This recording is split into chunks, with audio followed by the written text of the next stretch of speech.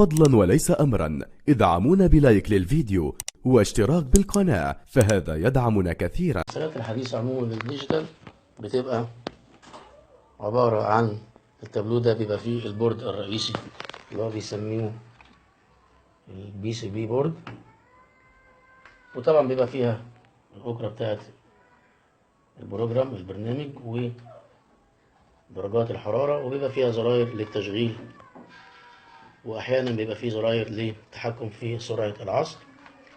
طبعا ده درج الصابون معانا، في هنا 2 صمام، هما الاتنين دول بارد، بحيث لما في الغسل الأساسي المية بتخش في خانة معينة، والغسل المبدئي في صمام تاني بيشتغل يدخل المية للجزء التاني من الحوض.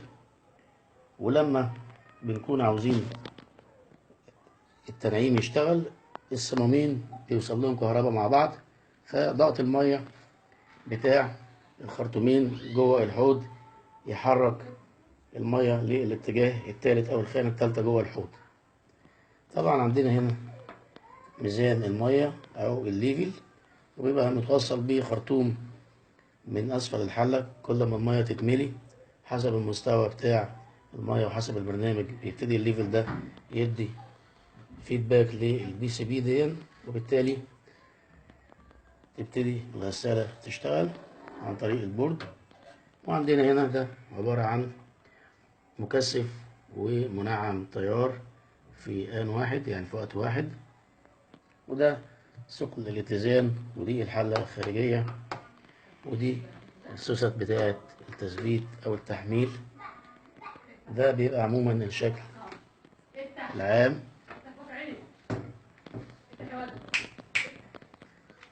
وادي الحلة الداخلية زي ما احنا شايفين، وده حجر الاتزان الأمامي. ده شكل الحلة، شكل الغسالة. وعندنا هنا اللوك، هو 3 طرف عادي، ده مفتاح الأمان بتاع الباب. وعندنا طرمبة الطرد بالفلتر بتاعها، وعندنا السخان وراكب عليه ترموستات أو حساس إلكتروني. وهنا المساعدين اليمين والشمال اللي ماسكين الحلة. وده موتور من نوع الشربون، ده التاكو، وده الشربون، الاتنين دول الشربون. وده كله المحرك، ودي روزيتة المحرك.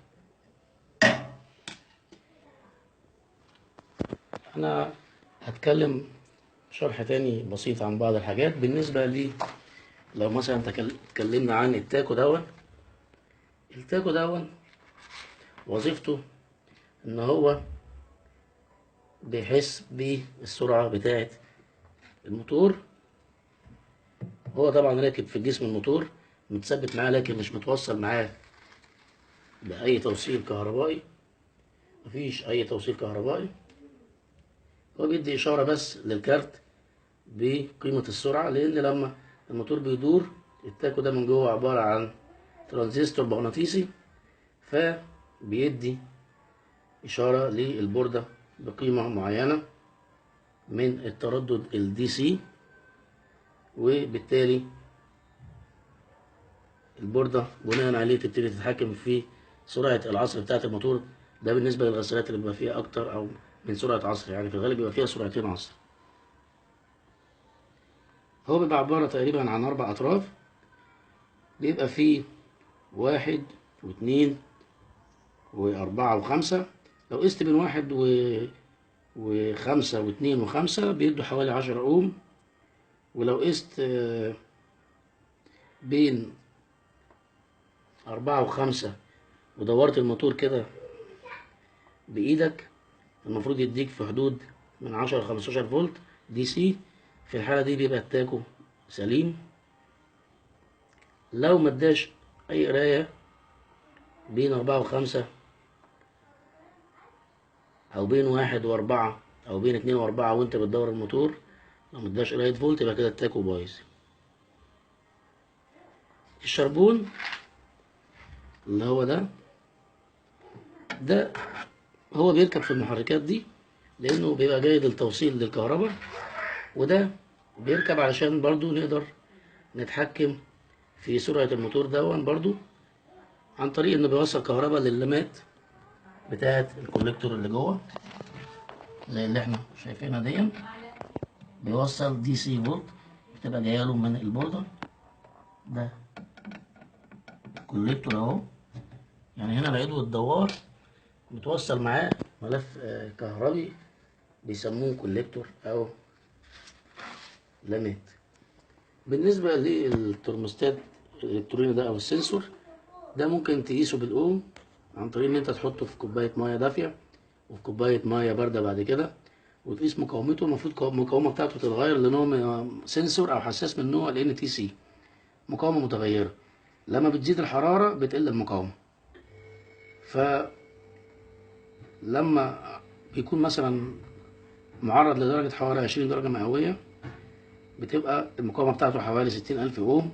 عند 40 درجة مئوية بتبقى مقاومته 3500 أوم.